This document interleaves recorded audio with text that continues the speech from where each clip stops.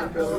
So Steve, typically, Oh, that's okay. just before 1, if you can leave it like 10 to 1, you'll get through about a half hour of busy work, and then you can have, 45 minutes.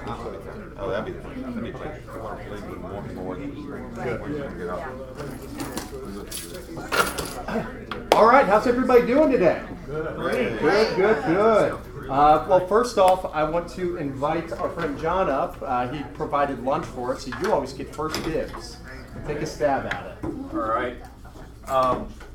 Name is John Knight. I'm with 1-800 Water Damage, and what I'm going to do is I'm going to pass around the bowl, put your card in, and you'll enter in a gift certificate from Chick-fil-A. Like that. Just to tell you a little bit about myself, I didn't know you had that up there, but I moved here in 1995, and I've lived here in Dunwoody since then. I'm married, got 3 kids, one at UGA, one a senior at Dunwoody, and a 6th grader. So y'all do the math. I was attracted to 1-800 Water Damage simply because I went on a trip to Baton Rouge, which to help when they had all the flooding back there about a year ago. And a light bulb went off in my head. Well, we can help people and do some different things. So my wife and I started looking at different franchises, etc. And this year we pulled the trigger on 1-800 Water Damage. And basically, y'all, I cover inside 285 between Roswell and 85. As far as some of my experiences that I've had, I spent almost a month in Corpus Christi down on South Padre Island restoring homes. And the first home, I'll tell y'all, I'm just going to tell you all about 2 homes. The first one we went in was a 3-story house, like a mansion with an elevator in it. And it was a block from the ocean. It really did pretty good in the grand scheme of things, but there was a piece of roof that went through one of the doors, which was on the 3rd floor and put water everywhere. We had to take that house that had some of the nicest hardwoods I've ever seen, cypress, tongue and groove, double sheetrock on the ceiling. We had to take it almost down to the studs. And then once we did that, we found mold, and it just went from there. It was a house that just kept giving, is what we called it. And just to give y'all an idea, it was a $3 million house. And it was probably one of the biggest projects that our company did, and I got to be a part of that. Then to the other extreme, I got to work with Air Force, retired Air Force veteran who had been through some PTSD from being deployed like 4 or 5 times. So I went from the guy that money kind of was no object to the guy that just going into the neighborhood was hard for him because it looked like a war zone. His house had water up to here in it.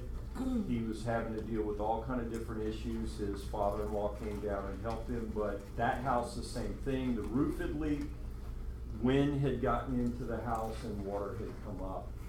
And that was probably, believe it or not, that was probably one of the most complicated things we had to do because we were dealing with flood insurance, wind insurance, and then Allstate because of the water that came from the roof. So it was quite an experience to work every day from 7 to 8 o'clock at night and go for 25 days straight. And it was like getting a master's degree at Harvard in water damage. As far as what we do for people like y'all, and that's what you're probably sitting here wondering, is a lot of times y'all run across mold when you're trying to sell a house. And what we typically do is we will come and do the mold remediation. What we will do is, instead of y'all, I say y'all, your customer having to come up with the money to pay for it before you close, what we will do is, if the lender will allow it, we will wait for our money and we will get that at the closing table. And so what that does is takes the stress off of your owners. You know, they still have to go through the process of getting that done, and it's traumatic, it's no fun for anybody. I try and make that experience a little bit more palatable, especially after the experience that I've had in dealing with people that are going through different, it's almost like they're going through trauma. Because we go in and we do surgery on their house, we take it apart, we make it look like it is just, we open it up. And then they have, you know, then they come back and put that back together, and we have to go through testing, and we have to take them through the whole process, just like y'all have to do and what y'all did.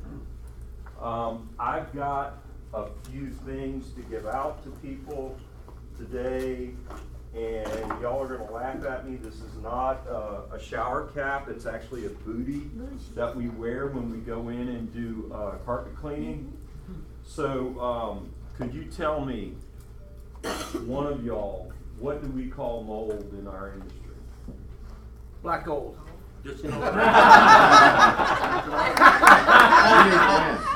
I'll give you that for the Humor element. humor element. It's called, we call it microbial growth. And y'all, when I first got into this, that was the hardest thing to say. You know. That's your second guess. Yeah. Much better. So who needs to stay organized in here? There you go. Nice. Right. And who gets stressed out a lot? Oh.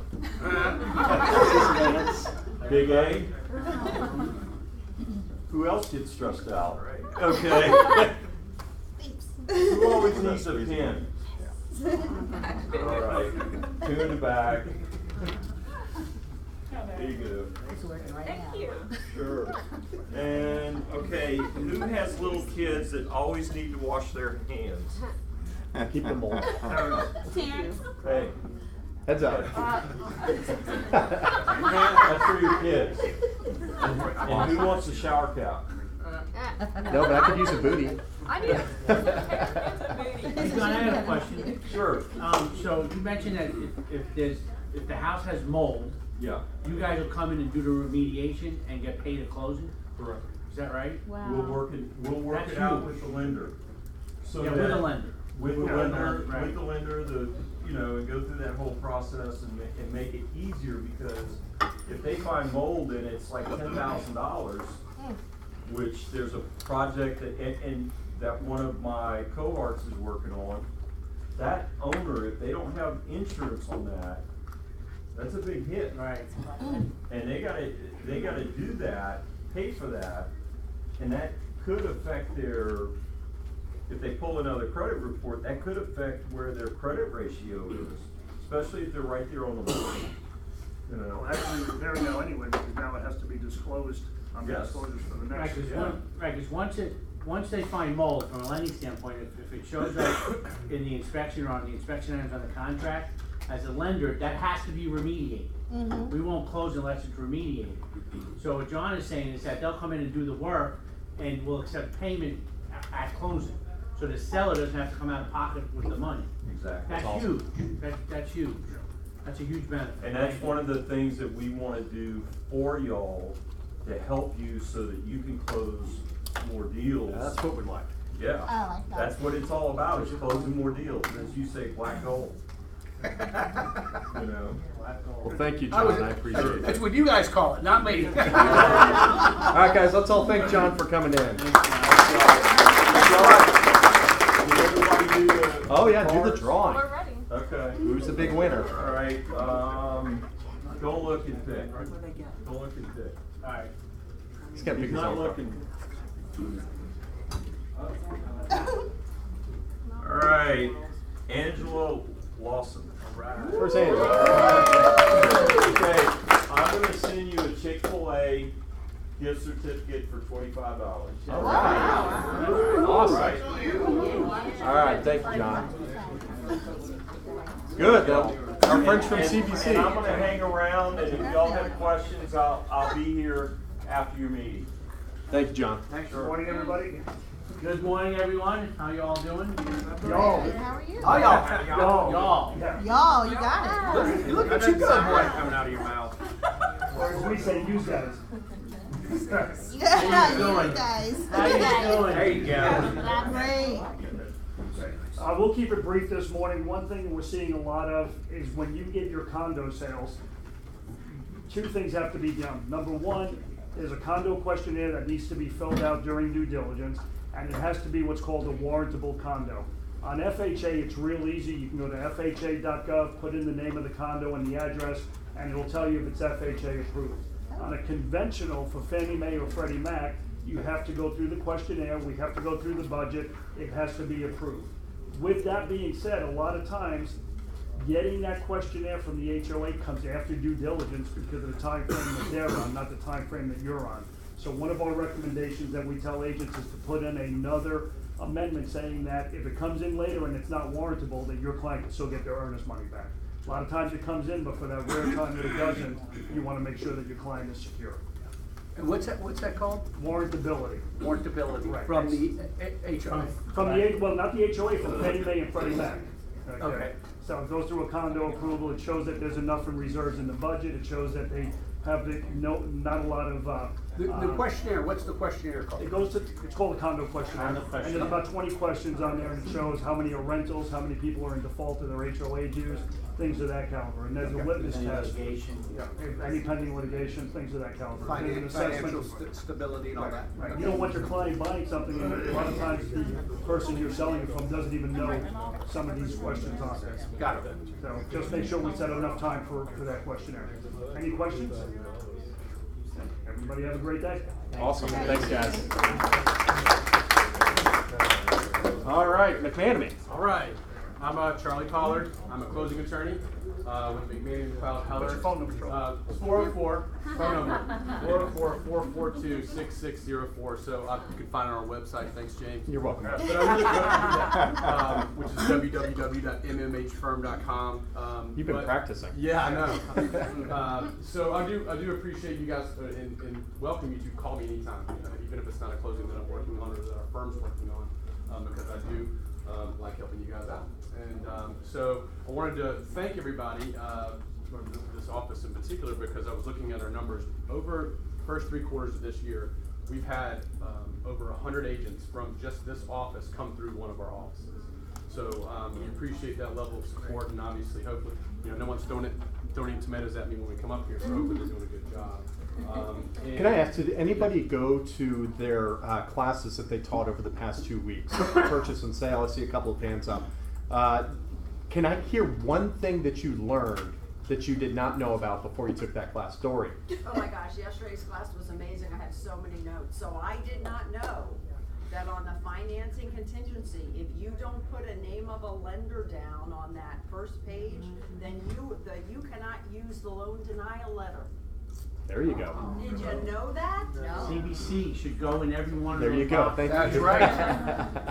That was huge. And correct me if I'm wrong, I don't think you just have to put one on there. It doesn't necessarily be the one that you have to. But if you don't put anybody, they said they can't use the loan denial letter. Wait, hold on, so you can put any lender. Well, you want to put the one that you put CBC. Clearly. I mean, you put one in there, but if you leave it blank, you've kind of nullified the document. But if you put Anybody, CBC yeah. and And you then don't you want just- it going to like an online brokerage or whatever, God forbid, it's still okay? You have to let them know immediately that you're going through a different broker. So what I'm hearing is that there are more people that should be attending those classes. So we will be having the next one in January, and we'll at least hold them quarterly. We might hold them bi-monthly depending on the demand. So thank you again for your support. Yeah, we appreciate the opportunity to be able to come in here and give those classes. Yeah. I was just gonna, sorry, are you gonna do another one of those 1099 or 1031 exchange? Yeah, we can do that. I mean, just let James know what you guys want to hear. I mean, yeah, we can come up with a class or find an expert on basically any topic like that. But yeah, 1031 is the easy one because we've got a great partner to give that class. Yeah, and that one had CE. Ooh. Yep. So, yes, Joe. Are all the tax bills finally out? You know what? I think we're still waiting for We're still waiting on yeah. Of course. Yeah, but the last I heard, they're going to be due like 12/31.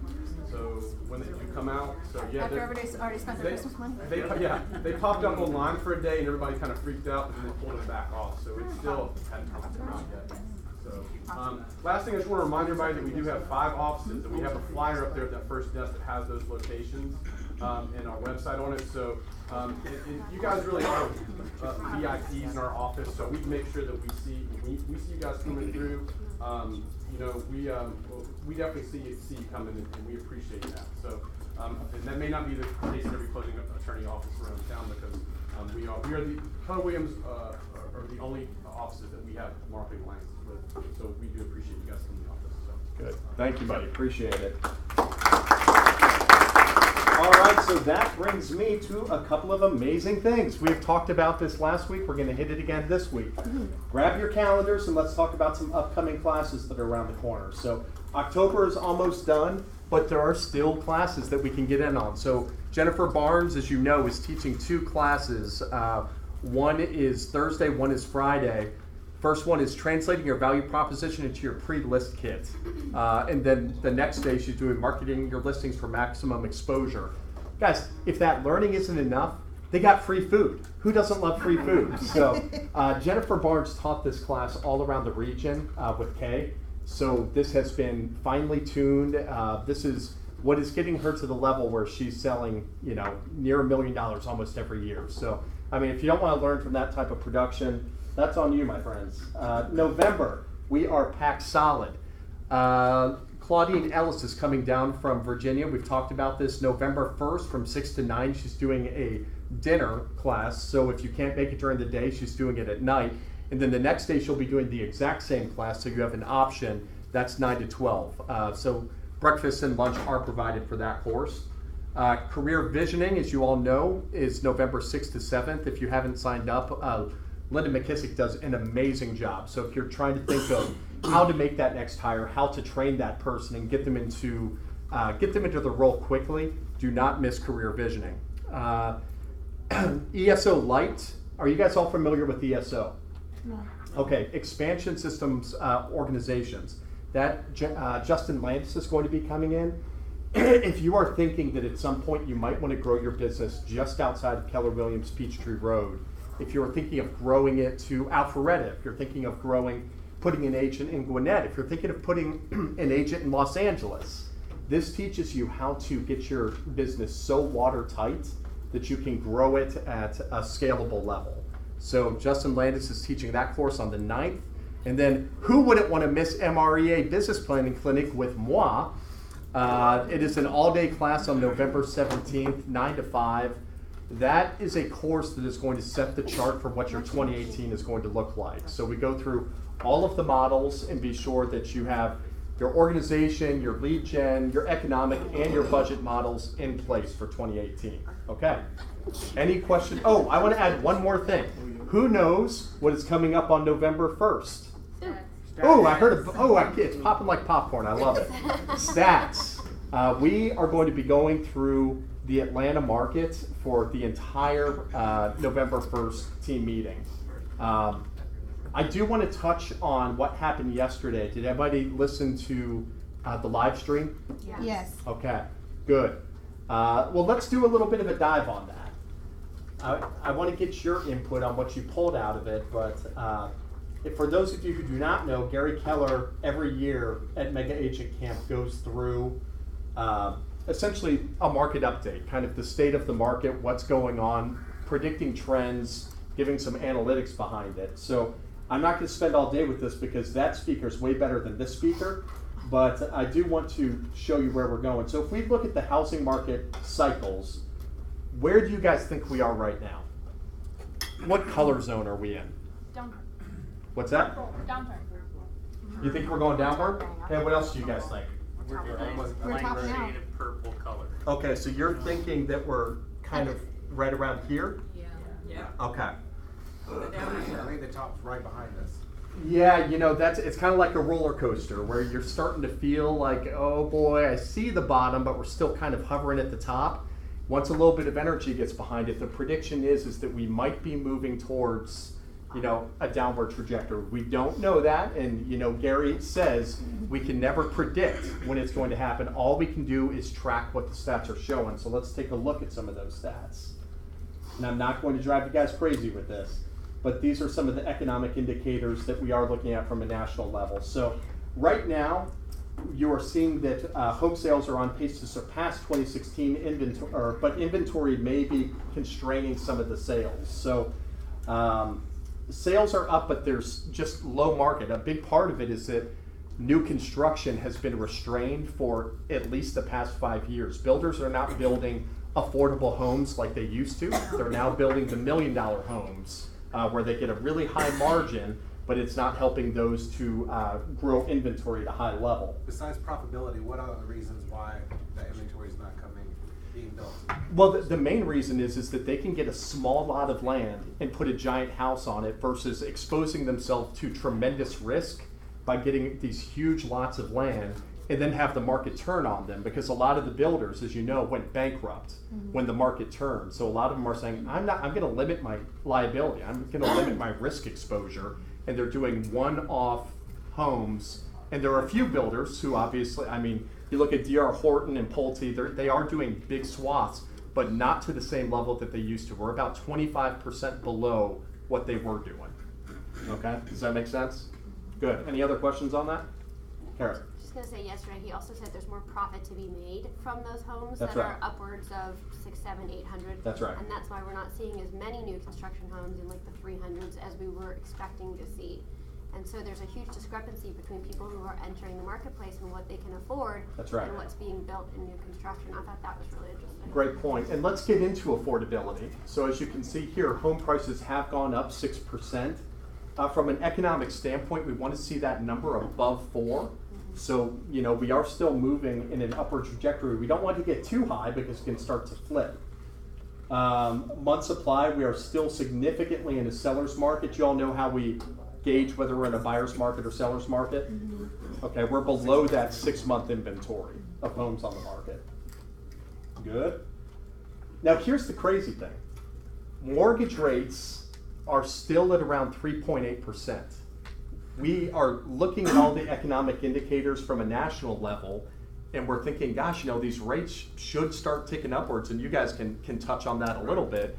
It's crazy that we are still at record lows at 3.8%. So while home prices are going up, you know, they've gone up 6%, home affordability still is at an okay place. It's getting a little more expensive, but that 3.8% is making it where people still have access to money.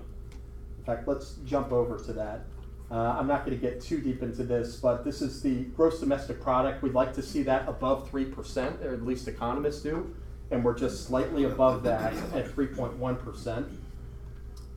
Unemployment, another indicator, we want to see that below 6. We're at 4.2, which is still below pre-recession levels. So we're still, you know, these indicators aren't saying, oh my gosh, the market's about to drop out, but inflation, this is one that I want to touch on for a little bit. We do like to see it at 2%, but when you look at the CPI, which includes energy and food, that number is well below where we'd like to see it. So there are some indicators showing that some numbers that we want to have closer to are still not quite there. And this gets into the risk to the U.S. economy. I'm not going to dive too much into that. Basically, if somebody screws up from a policy standpoint, I can't imagine that ever happening. But from a government level, that is a possibility. If there's ever a resource shortage like oil, if for some reason we have a famine, those are things that could cause risk to the U.S. economy. And this is not just for where we are currently. These are just generalities across the board. If any of these things happen, it could be a risk to the U.S. economy and the housing market. Obviously, large-scale damage to financial markets like we saw at the Great Recession. And large-scale damage to infrastructure. Gary said it, not me, but he said if North Korea ever gets spooked, shocker, if a nuclear bomb lands on U.S. soil, that might have a slight effect on the U.S. economy. So, sweet dreams with that, guys. And this is the last thing I want to talk about. This is the affordability. We are seeing that affordability has generally declined because the housing prices have gone up, but they're staying steady based on the fact that interest rates are at a 3.8% level. So if we start seeing that interest rate start to go up a little bit, that's the point where we might start seeing that turn, where buyers who can still buy are now saying, whoa, these houses are getting out of control. So any questions based on that? So that's at a macro level. Next week we're going to dive a little bit more micro with our local economy, and then the goal for you guys is to pull out neighborhood stats. It's not just Atlanta people want to know about; they want to know what's happening with where I'm living. Mm-hmm. So, any questions? Any thoughts on that? Okay, that's all I got. From here, I want to bring up Steve Franklin. This guy is an absolute rock star. He's laughing, but he knows it's true. He was a dean at Emory University. He's a tenured professor over there. He's on the Board of Regents at Oxford University. He's the chairman of the board at the American University of Dubai. So from an education level, check.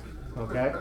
From a business level, he was actually heavily associated with ERA Real Estate and helped them grow not just at a national level, he also helped from an international level. So he's got some insight from there. But Steve, why don't you come up and tell us a little bit about yourself? Thank you so much, buddy. Hey, thanks for being here. You guys can stand with me. You're going to have to do this. Let's start with I'm a college professor, okay? We're going to start with a test. How about that? And by the way, y'all is singular. All y'all is plural.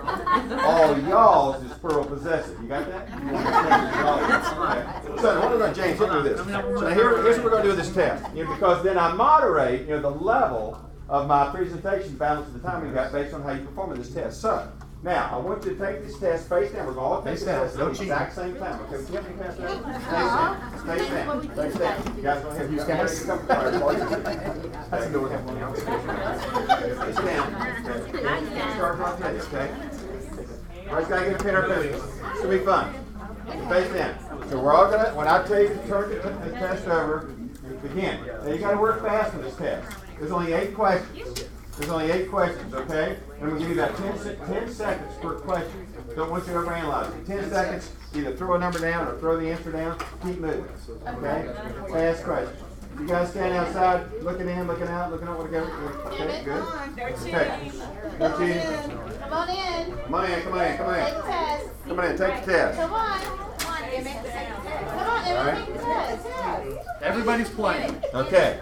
Has everybody got a test face down? You're right. Now remember, what I'm going to do, and the kind of lady passing out, you come on up and take yours too. Everybody got one? Face down. Okay, let's come up. Thank you. Your name? Maris. Maris, thank you. Sit down just like school? Yeah. Okay, good. All right. When I say go, I want you to turn it over and work as quickly as you can. I'm going to give you about 10, 15 seconds per question, okay? Get your mark, get set, go.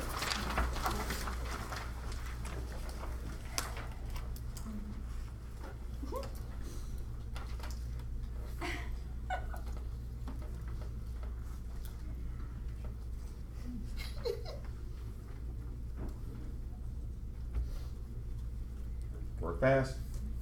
You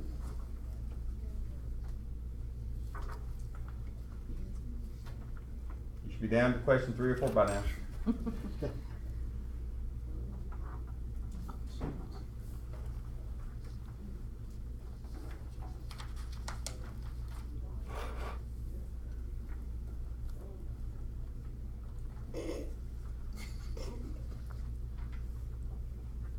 About 30 seconds to go. Oh, Lord.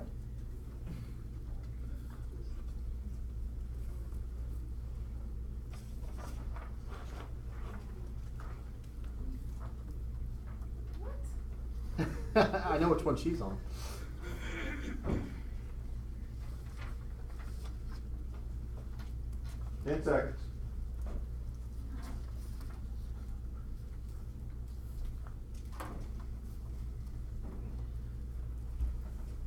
Get down all the way through 8. Oh, God.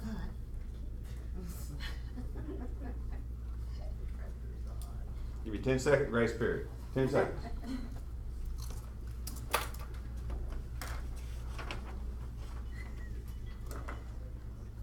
Okay, stop. Okay. Hands down. Hands down, come on.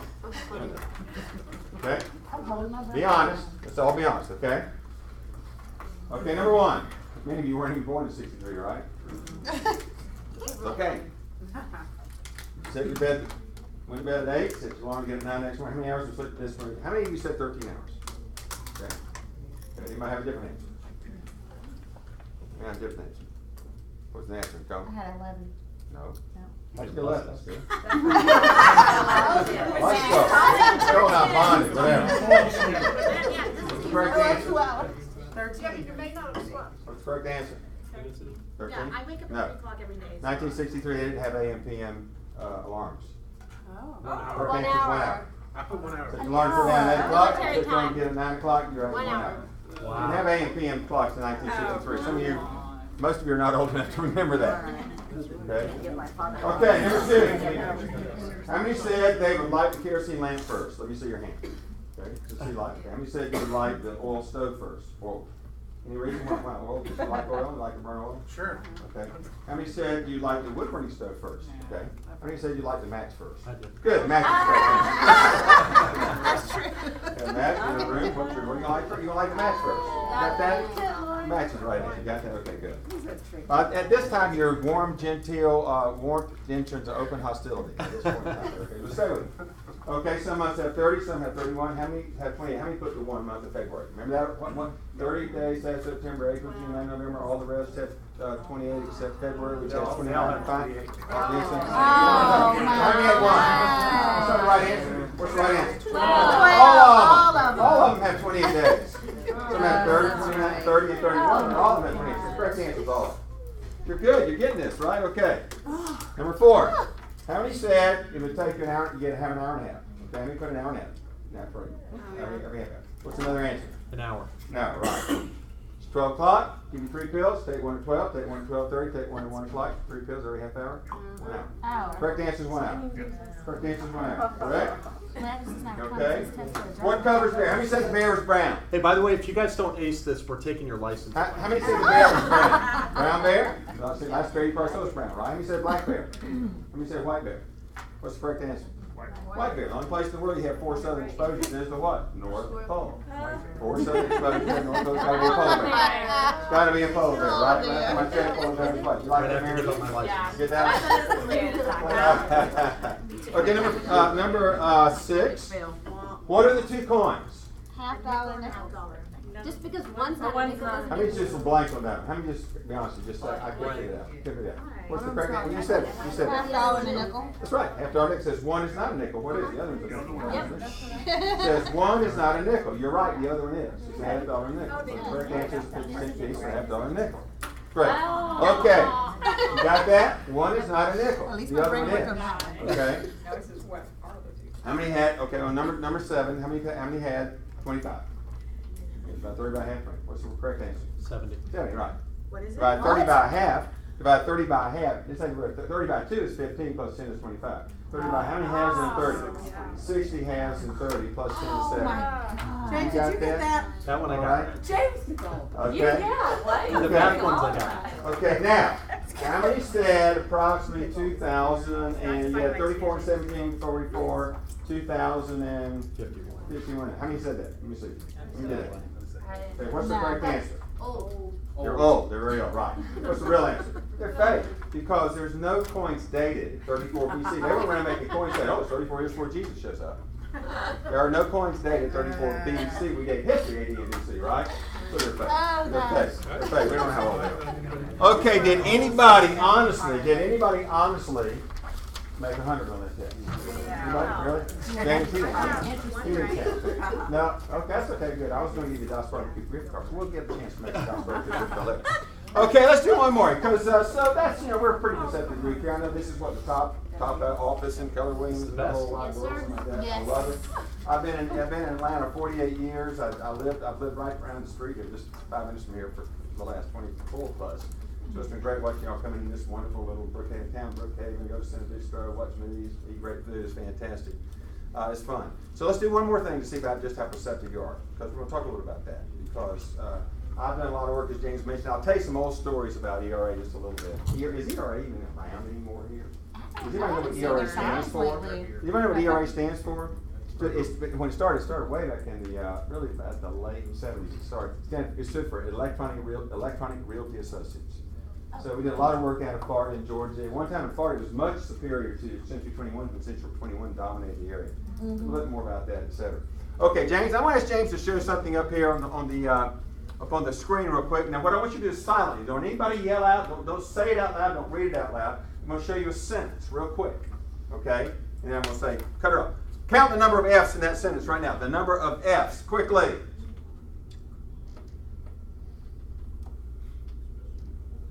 Shut it off. Thank you. Okay? How many saw or counted the 3 F's? Raise your hand. 3 F's. Okay. Did anybody count more than 3? How many? 6. 4, 6. How many? 5. How many? 4. Yeah, 4. So we got 1, 2, 3, 4, 5. Okay. Okay, one more time, real quickly. Quickly, silently. One more time. Ready, go. Count the number of F's. Hold on. Ready, go. Ready, set, go.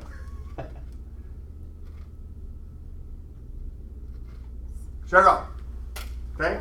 How many still saw the 3 F's? Counted 3. Ah, you saw 4, Rachel. How many saw 4? How many saw 3? Let me see. How many saw 3? How many saw 4? How many saw 5? How many saw 6? Really? Really? What y'all been drinking for breakfast? Okay, shoot it up, James. Let's count them. Shoot them up. Let's count them together. Feature, number 1. Films, 2, are the result of 3. Years of 4. Scientific, 5. Study combined with experience of 6. You got it. You got it. Okay. Yes, I said yes.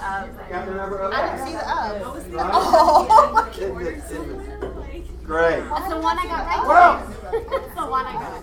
I asked James and Rachel, what do you want me to talk about today? Because I'm old. I've lived a long time. And they said, well, cover some basics. He said, but don't get too basic because you always cover a lot of basics. That's why you're so good in real estate, right? But, I like basics. Now, you think about it a minute.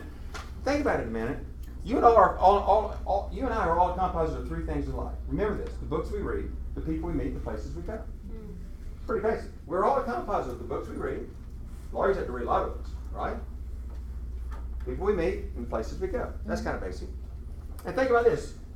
Life, you can boil it down, really, if you think about all that, it's boiled down into 26 letters, 10 digits, 3 colors, and 7 notes. Think about that. You can boil all life down into 26 colors, 26 digits, 26 letters, 10 digits, 3 colors, and 7. But think what Shakespeare did with those 26 letters. Think what Einstein did with those 10 digits. Think what Rembrandt did with those 3 colors. Think what Beethoven and Bach and Mozart did with those 7 notes.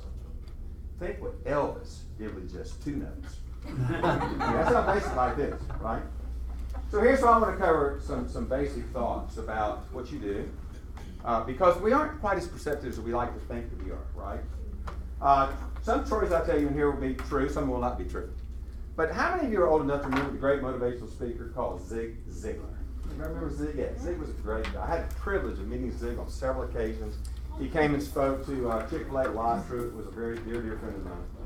And Truett tells the story. Zig tells the story that when he first got going, and he started in doing sales training, because he was a Salad Master cookware salesman. I sold Salad Master cookware when I was in college. And he and I discovered that he found out he and I bonded. We were like peas and carrots.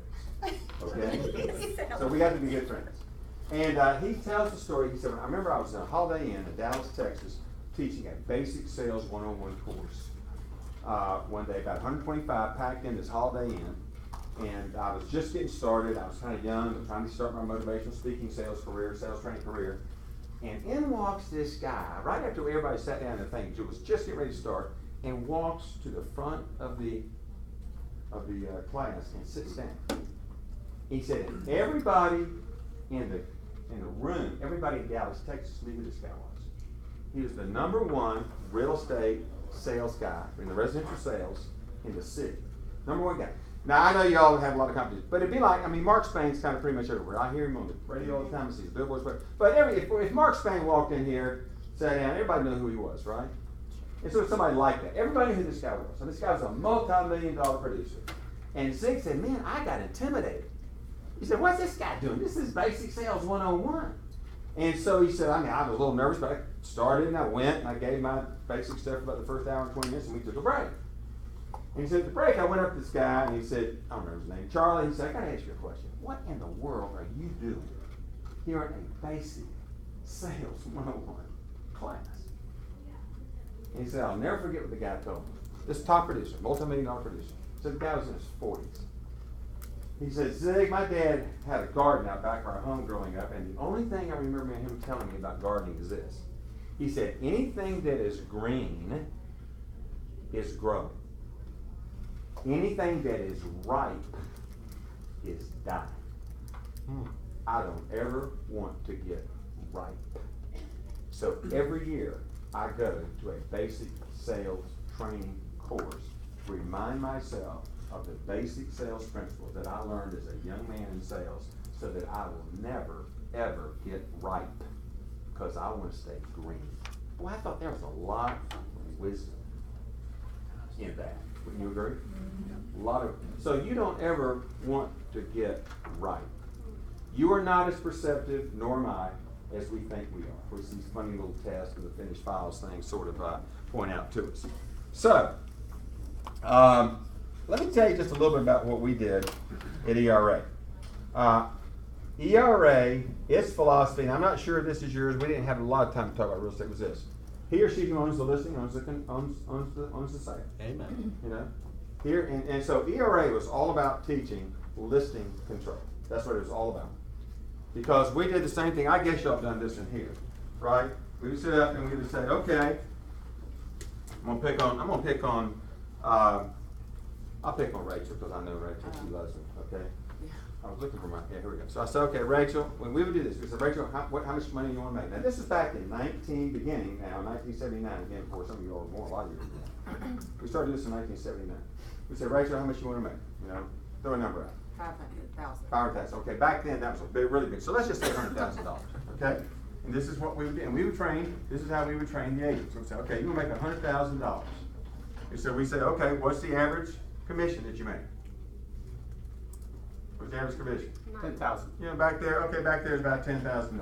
Okay, actually it was about 6. So let's just do a little bit less. So 6. So $6,000 is the average commission. Okay, so that means you gotta have how many sales? Let's make it 5. Let's make it 5. Make it easy. Okay, so 5,000. So you gotta have 20 what? Closings, right? 20 closings. Okay. How many listings are gonna close in a year? What percentage of your listings are gonna close in a year? Back then it was about half. Okay, half. About half. So you had to have 40 listings. And if half of them closed with an average commission of $5,000, you can make $100,000. So what do you do to get a listing? Now back then, the newspapers were a major source of FSBOs. Y'all still call them FSBOs? Okay. First time owners? Yeah. Okay. The newspaper was a major source back then. I mean, people would list their home in the newspaper for sale by owner and put it in there. And I mean, you could look at the Orlando Sentinel, there'd be hundreds every day of FSBOs. Okay? So, how many calls? We would say, okay, how many calls, telephone calls, I'm going to tell you a true story what I did with an agent, would it take to get an appointment to even present your services? What is it today? Okay, well back then, it was, I'm around, it was about 5 calls, telephone calls, to get an appointment. And I'm going to tell you exactly how we did it. True story. So a buddy of mine, I went to University of Florida. That was one of my schools. I went to several from ADD, and I really wasn't that good. His name was Bill Stevens. I called him Uncle Willie. And so he opened up Stevens Realty ERA. And he got about 8 agents together, and And they called me and said, would you come down here? We're gonna have our opening night. We're gonna have wine and cheese, a nice dinner. And then would you come down and show us how to call fizz boats? Because back then, most of the time you called fizz boats in the evening. Okay, between about 6 and 8:30. So yeah, so I said, I'd love to. So I got on a plane, flew down there, got there about 6:15. They had already drunk all the wine, eaten all the cheese, so they were so nervous. And so I said, okay, well, let's do this. Let's get a newspaper. So we got a newspaper, and I said randomly, I said, Rachel, just circle 5 fizz boats on this newspaper. This is the way we used to do it. I don't know how you do it now. I'd say this is the way we used to do it. This may give you some ideas. Okay, it may give you some ideas, may not. I don't know. We circle 5 fizz boats. So we circle 5 fizz boats. Okay, and we did. So I said, okay, so everybody listen up. So I put the things, so everybody, so they're all 8 of them around me. So we sat down, and did like this. I'm going to do like this. So now, Rachel, I've not done this with you. I've not done any role play, so you never know which way it's going to go. But this is how. This is what we would teach. Okay, I'm going to go ring, ring, and you go hello. Okay. Ring, ring. Hello? Hello, is this the party with the house for sale? Yeah. I have a house Hey, for have you sale. sold it yet? No, not yet. We're expecting to sell it pretty quickly. Oh, okay. Well, listen, my name's Steve Franklin with ERA Realty, Stevens Realty. I've got some materials that will help you sell your house quicker if you sell it yourself. And could I drop by tomorrow afternoon and drop those off about 4 o'clock, or would 6 be better? Are you going to try to? Are you one of those realtors that calls asking for appointments? No. We got some material. We know that a lot of people are fizz boats. I'm looking at a bunch of them in the paper right now. And I just got some material that will help you sell your house as a for sale by owner quicker. Could I drop them by about 4 or 6 be better? I don't know. Are you going to try to talk me into selling my house? No, ma'am. I'm going to just give you some great materials and help you sell your house quicker. Okay, and it doesn't cost me anything. Don't cost you a penny. All right, well, Now stop. Hi, this is Rachel's husband. She's Yeah, being come on by. Let me tell you what happened the first call. This was the first call. True story. It's more like I've got to do James. Ring, ring. Hello? Is it the party with the house for sale? Yeah, I got a house for sale. Click. Just hang up. Click. Click. there you go. Click. So everybody was looking.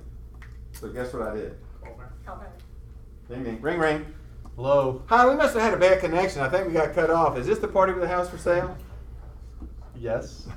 Or click. Click again. Now, but that's what we taught. Is this the party with the house for sale? You sold it yet? Whatever. Guess how many yeses, drop on by, we would get out of 5 calls back then? You know, actually we got 2. We would get 2 appointments out of 5 calls back then. Probably less now because there's so much more competition in the real estate world today and whatever, right? But if you made 5 calls, okay, let's just say today it's 1, okay? So, but back then we get 2, okay? So then, how many appointments does it take y'all today to get a listing? Appointment to list. It's what? When you get there, you get to call out FISBO, and you get, how many FISBO? It's about 65%. The number's about 50 now, but About half? 50 to depends on 60. the Really? situation. Okay. So you get about half. Well, then you can do the numbers, right? Well, and that's what we taught y'all back in 1979. That's what we taught everybody. So if you want to make $100,000, and so half the listings are you're going to get a listing, and then how many of those listings will sell in a year based upon the average time on market, whatever. We could just create, and we had a little worksheet item we had. I thought that would bore you. We could literally tell them, so okay, so here's how many calls you got to make to get these many appointments, to get these many listings, to get these many sales, and you're going to have the commission if you just average half the commission half the time. And we can show people exactly how to make $100,000. Hey, if you guys don't know that answer, come to the November 17th business planning meeting. And we could, and it's all, in fact, you know what we used to do? We used to get all of our franchise guys out there selling franchises. We'd say, because it'd be like 1 in 10 calls, and we'd say, and what's the average commission on a franchise sale? Back then, it was like about $10,000 to a sales guy who got a franchise sale. And so we would get in our monthly meetings with these guys, and just say, every time you make a call, you're what? $100 closer to the yes. And we just start making calls and give them $100 $100. Because every call you're making $100 because you're closer to the hit. So I don't know how y'all do it, but that's kind of how, those are some of the basics. But see, I don't think the basics have changed, do you? No. I mean, the basics of real estate, even though the prices of homes have gotten a little higher, interest rates have ebbed and flowed between 79 and now, and all of a sudden, it's basically he or she owns the listing, owns half the sale, right? And you own half the commission. Is that still true? Yeah. And so it's completely true that unless you start here, unless you start with a defined, specific goal, you're what Zig Ziglar would call, you're a wandering generality. And he talked about this, what you need to become is a meaningful specific. You've got to become a meaningful specific and not a wandering generality. Okay? Now I want to ask, you don't have to raise your hand. But I want you to ask yourself, if I said, raise your hand, how many of you all, at the beginning, we're getting close to the end of the year, you're going to start your new year, 2018. James showed you all the macroeconomics, and you're going to talk about the microeconomics next week and whatever, etc. But my question is, have you set a specific goal for yourself for income for 2018? And the second question I'm going to ask you this is, have you really written it down somewhere on paper to keep it in front of you on a regular basis? You have. I see a lot of this. How many have not? Be honest. Okay, nobody you have yet. Let me tell you why it's so important to write it down. What do you know about people who get in Yale University? What would you assume about people who get into Yale University? Pretty dang smart. They make a plan. Study a lot. They're what? They study a lot. They probably study a lot, but to get in. To get in. What? They're what? They've been trying to get in since kindergarten. Trying to get in since kindergarten. Okay, they've been trying to get in a long time. What else would you kind of maybe, generally speaking, know about people who got into Yale? Grandfather went there. Grandfather went there. Maybe a lot of nepotism would get in there. What else though would you think? Goal setters. A little bit wealthy. Might be a little bit wealthy, but what what else about? Disciplined. Maybe discipline. Do you think they're academically fairly smart? Yep. Yes. Yeah, probably. Even if you got a grandfather who got you in there, you still got to make the grade or whatever. Because back then there wasn't the grade inflation there is today. Trust me. You're goal oriented.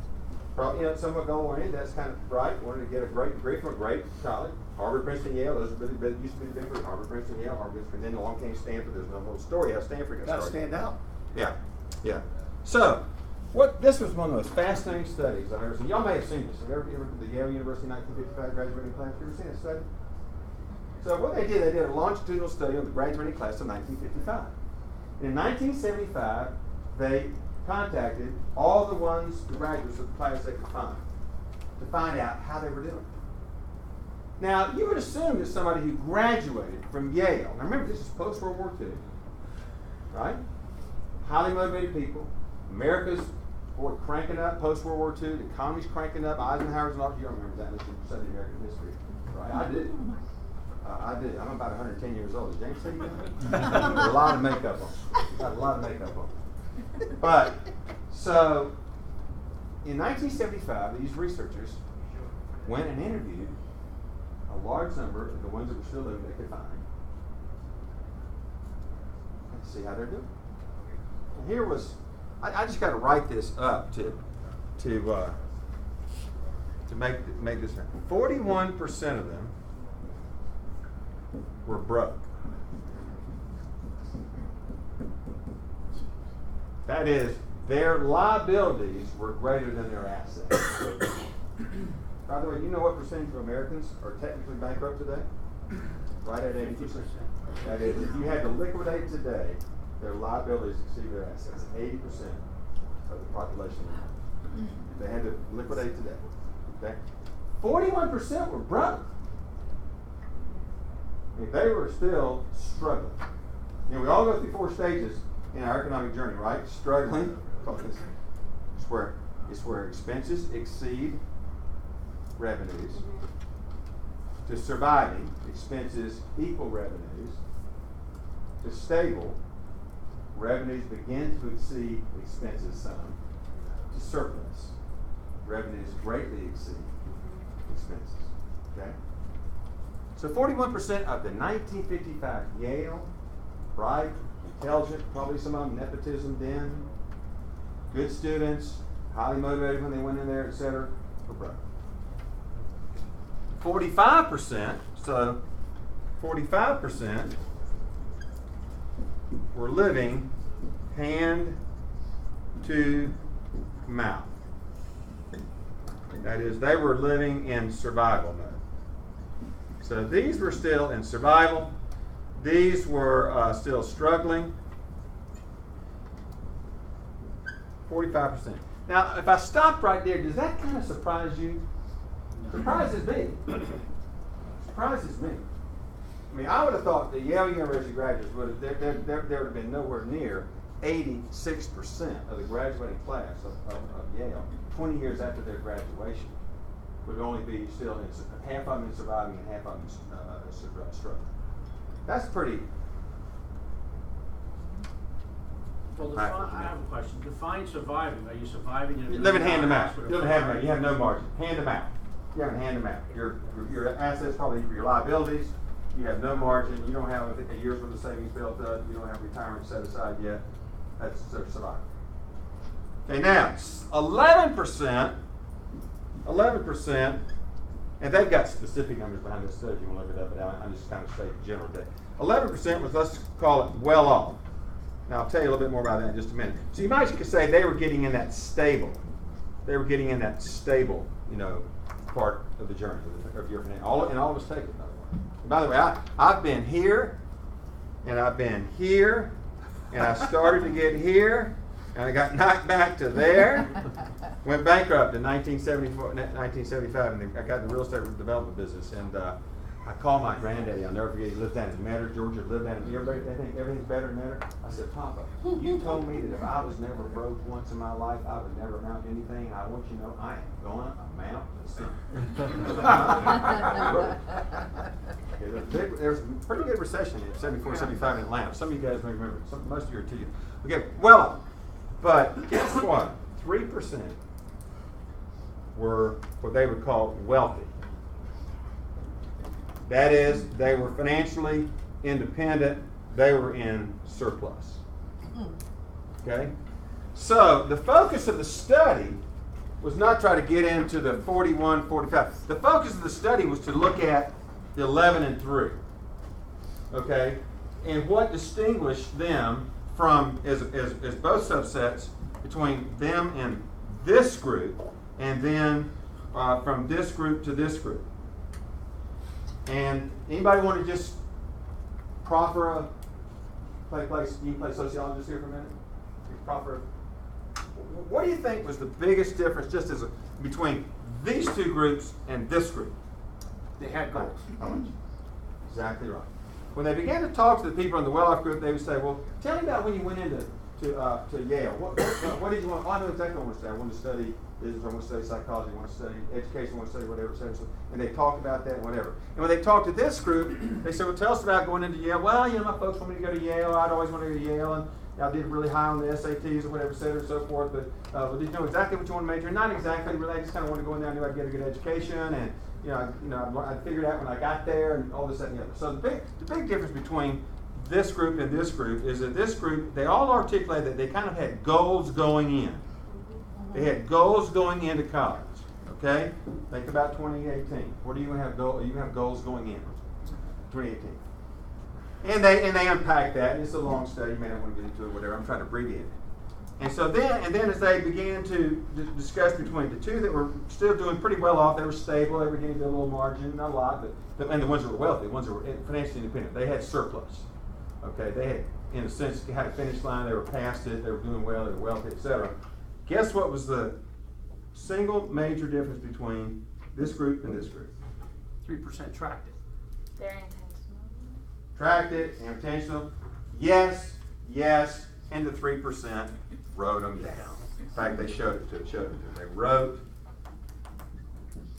them down. They just wrote them down. They just wrote them down. They put them on paper. And they reviewed them frequently. They tracked them. Somebody said. They're intentional. Yeah, they were very intentional about it. So they were intentional, they wrote it down, and they tracked it. So my guess is, if I say, sure, how many want to be here instead of here? Okay. How many want to be here instead of here? How many want to be here instead of here? I don't know where you are. We're in this room, I guess. Some of you were all over the room here a little bit, maybe. Especially if you're just not getting into the real estate business or whatever, et cetera. But after a while, in this business, there is no ceiling. There is no ceiling. You know what it boils down to? There is no ceiling to how much money you can make this business. It just depends on how many you want to make and how good you are at that. I mean, some people are better at it than others. But I'm telling you, folks, you heard, it's a trite but so true saying. It has not changed in centuries. Sales is a function of calls. Some people convert a higher percentage than others. And if you get good at that, then you don't have to make as many. But sales is a function of calls. And the better you get at your presentation, the higher your percentage closing rate becomes. It just does. It just hasn't changed. You know, I've been around in the sales business for almost 50 years now. It has not changed. And all of you know the classic New York sales and marketing, the New York chapter of the Sales and Marketing Association, and it hasn't changed in, I think, 50 years. Mm-hmm. What percentage of sales occur after what call? 6 call. Yeah. And it's like about what? 80% of sales are achieved after the 6th or 7th, I forget what, 6th or 7th call. But what percentage of salespeople stay at it beyond the 6th or 7th call? 1%. Yes, yeah, way less. It's less than 10. I don't know what it is. So it's just it really it's very simple. You know, if you look back over that test, you took that test again, you go, oh, this is simple. I mean, how did I miss that the first time? Why? Because you had time pressure. I was calling things out. It's your whole life. You ever not going to have time pressure? Ever? No, of course not. You're always going to have time pressure. You're always going to have somebody like me jabbering you. Hey, guys, it's a minute to go. Hey, the end of the month's coming. Hey, the year's ending. When you got all that coming after you all the time, right? So it just is that way. So, how are we doing on time? I got another 3-4 minutes. Got 10. Okay. So now, what's the one thing? What's the one thing we've all got the exact same amount of time? Shucks, I came on. We've all got, hit me, Bessie. We've all got the exact same amount of time, right? Yep. That's the one resource God gave to every one of us. We have the exact same amount of time. Y'all hear people talk about saying, no, you ought to really contribute. What's your name? Rich, you know, you ought to be giving your treasure, your time, and your talent. You know, let me tell you something. Everybody in this room has a different amount of treasure than Rich. Everybody has a different amount of talent than Rich. But let me tell you, everybody in this room got exactly the same amount of as Rich. Time. We've already done it. So, to me, in the sales world, or in the managing world, the leadership world, I'm going to mention one thing about leadership before I close, because James asked me to mention that. So how well do you manage your time? Now, I'm not going to go through, promise. I'm just going to go through 2 of them real quick. Just going to go through 2 of them real quick. And we'll have one more handout here, okay? 2 of them real quick. One more handout. Mary, you're doing such a great job. Thank you. Hey, here's a $10 gift certificate. See if you jumped in like this. To DOS Barbecue, my son's barbecue. Use DOS BBQ. Collier and DeFore. Rock and Killing. Go to Atlanta East. Check it out. DASBBQ.com. We're killing y'all. Come in and pay. Okay, it's good. No, it's not good. It's great. Okay. Now. So we all have the exact same amount of time. So whoever manages the time that has been entrusted to them, more than likely will be more productive if they are likely to be intentional, write it down, and track it. Good? So I just want to focus on 2 things, and then just share with you something I've been using for 40-something years. I've probably taught time management to literally 100,000 people over the last 40 years. I still do it over at Emory all the time. Let's see if I can do it on this one. This one's better to do it on. So I'll get to the to-do list here in just a minute to show you what I've done. But all of us have an energy cycle. Now yours may be different. And so if I was doing a time management seminar today for an hour and a half or 2 or whatever, I'd have a blank sheet of paper. I'd have like 5 a.m. on the left going till noon. So it would look something like this. It'd be 5 a.m., maybe about 12 noon, and then this would be about 5 p.m., and this would be about 10 p.m., okay? And this is, and it would be labeled energy cycle. This is a little bit beyond basics, okay? But you need to understand this. Because, my gosh, you can't turn on the TV today now and what? What is the majority of TV commercials today? It's either drugs or it's what? Lose weight. What's Marie Osmond? She does what's Marie? Lose 50 pounds. What is it? No, it's not Weight Watchers. It's Slim Fast. no, it's not Slim Fast. Nutrisystem. That is Nutrisystem. Nutrisystem. And then now, you know what the new one is? I just watched it this morning. I was watching a couple. I flip between CNBC, CNN. I look at all. They're really working for you, by the Yeah, way. it is. It is. And now it's the Mediterranean diet, and they got these good-looking gals in two-piece bikinis, and the same thing: free FedEx shipping, free power. I mean, it's identical to Nutrisystem. Identical. But it's all about what? Looking good, feeling good, being energetic, high energy, energy shakes, all that kind of stuff, right? So here's what. There's no such thing as an average person. So you got to mark yours. But back when I was teaching this stuff in the late 70s, 80s, and early 90s, here's what the energy cycles. If you look at all the sleep research and the energy cycles, it looks something like this.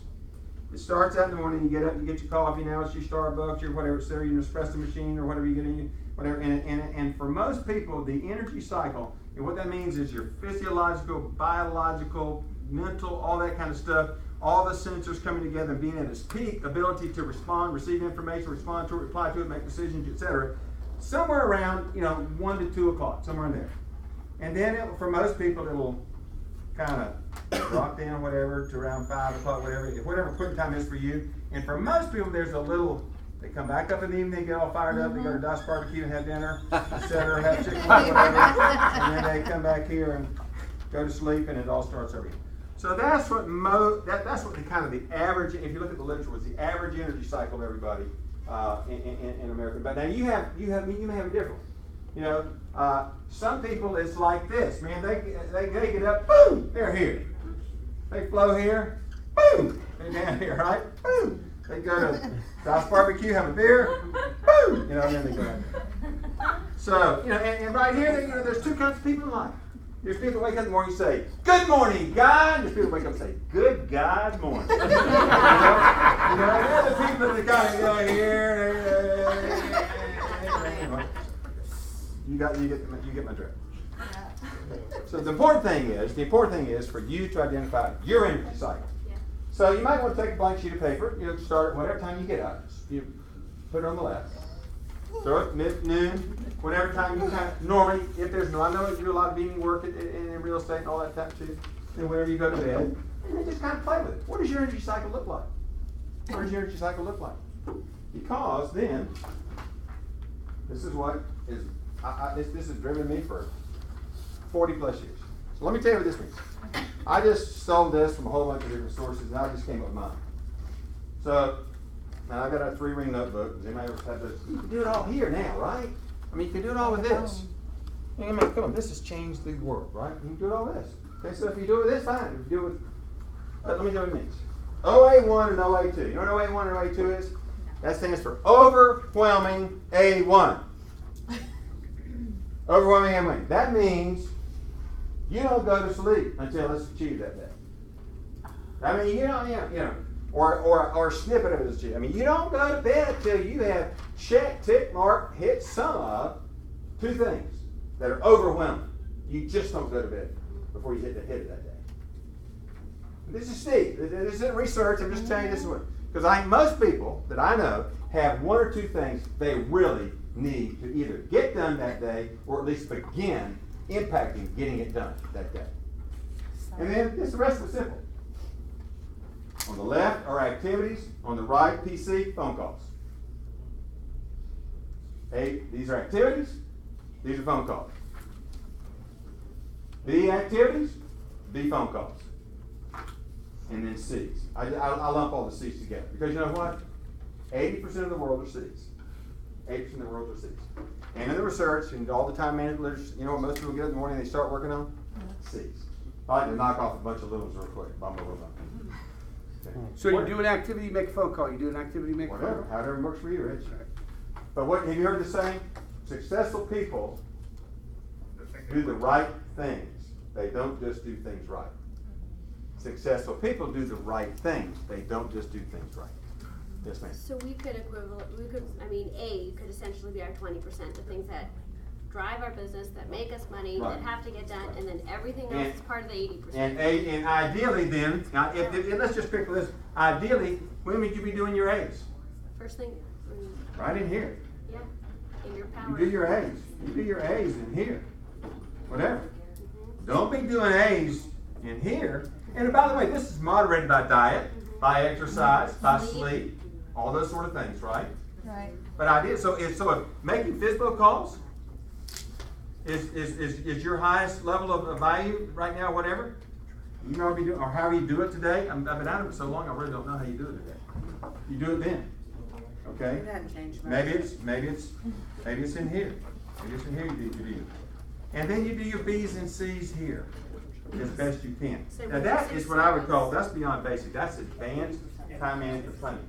But, you know, Warren Buffett had a great quote. He said, successful people in life say no to a lot of things, but really successful people in life say no to most things. They really focus on their goal, they write it down, and then they manage their times according to their energy cycle. Okay? So that, I think number 4 is that, right? Number 4 is, no, number 5. Do your jobs, do your really challenging ones. That should be do your A's during your peak energy period. Okay? Yeah. So, I'm done. I'm done. Hey. No, I got one more thing to say. I got one more thing to say. And then I'll be done. Okay, James asked me to mention about leadership, so I'm just going to mention leadership real quick. Versus management. You all know when I taught at Emory University the first time, 78 to 84, I wrote 2 textbooks. One of them was called Principles of Management, one of them was called Principles of Supervision. The Principles of Management textbook was to apply to middle level and senior level managers. The supervision book was to lower middle and supervisory level employees. Principles of Management, Principles of Supervision. You know what leadership was in the late 70s and 80s when I was teaching? It was a chapter in a management textbook. There were no books on leadership, principles of leadership. That has all come about since Jack Welch began to really change the whole dynamic of managing versus leading. Jack Welch is, you can credit that to him. Okay?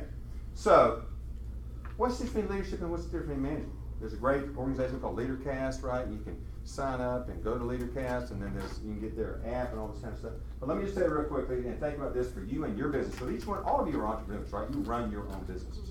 So here's what leadership is. Leaders or leadership is all about, this is Steve Franklin now, okay? This is me from all of mine. Remember, if you steal from one person, it's plagiarism. If you steal from more than one person, it's research. This is Steve Franklin's research, okay? Leaders is all about creating change. We call it research. Leadership is all about creating change. Leaders create change. Managers and management is all about, it's easy to remember, 4 C's. Controlling, complexity.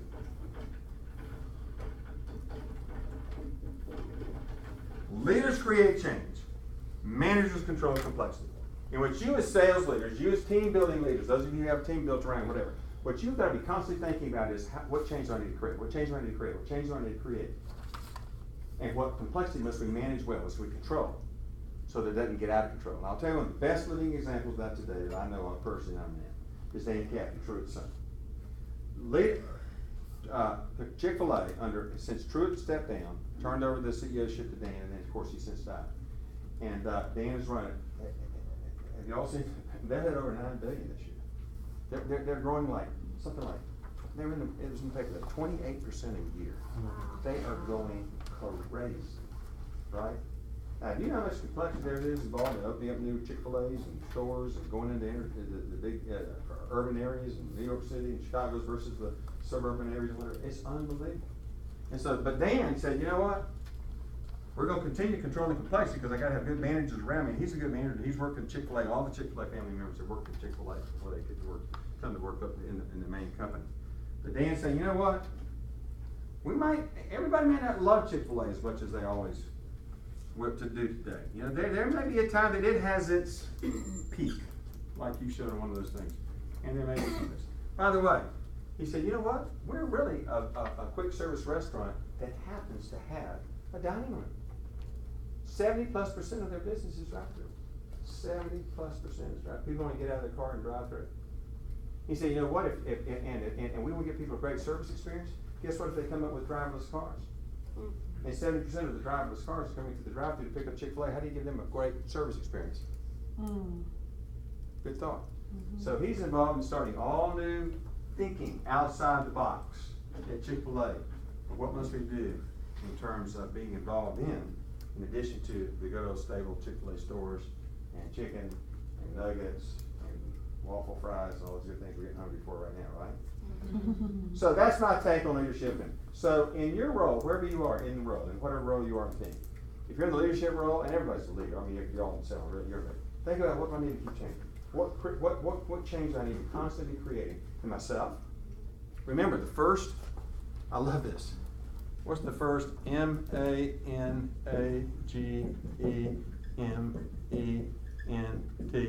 The first 1, 2, 3, 4, 5, 6, 7, 8 of management is manage me.